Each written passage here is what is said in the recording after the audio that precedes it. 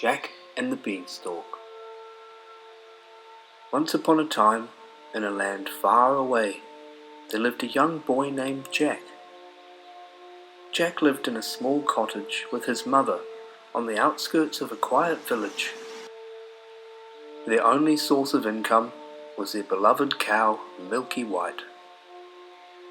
But as the seasons passed, the cow gave less and less milk, until one day she gave none at all.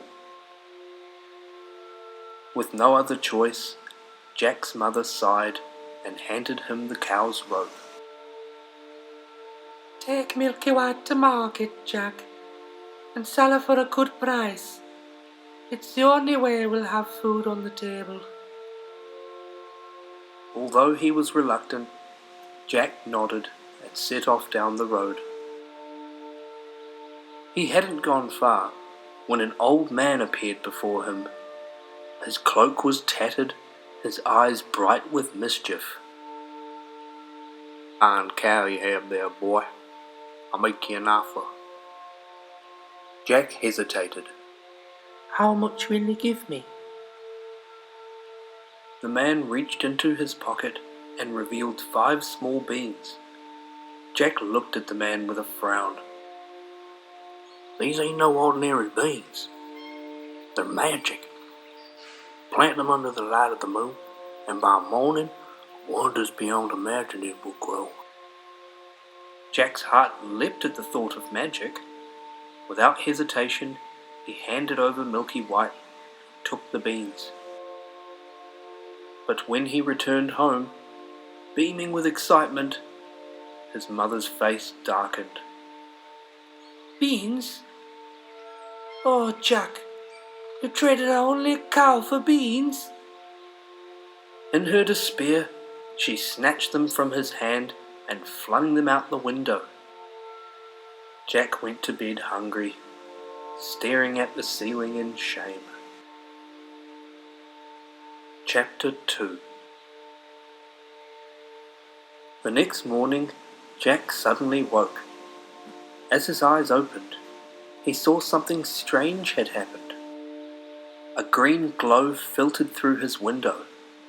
Jack quickly rushed outside. A beanstalk thick as an oak tree spiraled high into the sky, vanishing into the clouds. Jack looked up in awe. Without a second thought, he grabbed hold and began to climb. The climb was long and treacherous, but Jack pressed on. When at last he reached the top, his eyes widened in surprise. A land stretched before him, floating in the clouds, and in the distance, a castle. Jack crept towards the enormous castle doors. They stood open, and so he slipped inside. The grand hall of the castle was lined with pillars as tall as the sky. A golden chandelier the size of a horse hung overhead. The scent of roasting meat and fresh bread filled the air, and Jack's stomach growled. And then a deep rumbling voice filled the air. "Who enters my castle?" Jack froze as a giant stepped into view. His boots struck the stone floor like thunder. His beard tangled over his chest. But instead of roaring or charging, the giant squinted down at Jack with curiosity. "You're not a knight, nor a thief. Tell me, little one, how did you climb into the clouds?" Jack swallowed his fear. He explained about the cow, the old man, the beans, and his climb through the sky.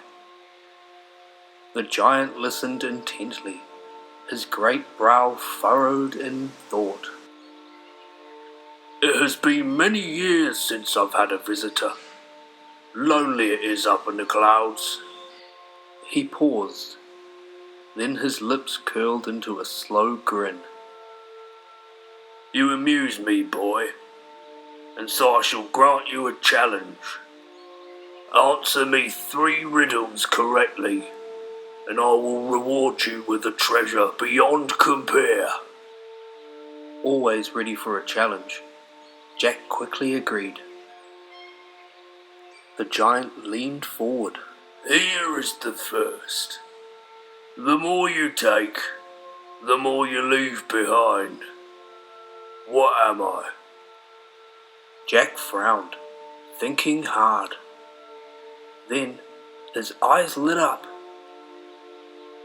Footsteps. The giant let out a booming chuckle. Correct, Jack. He folded his great hands together.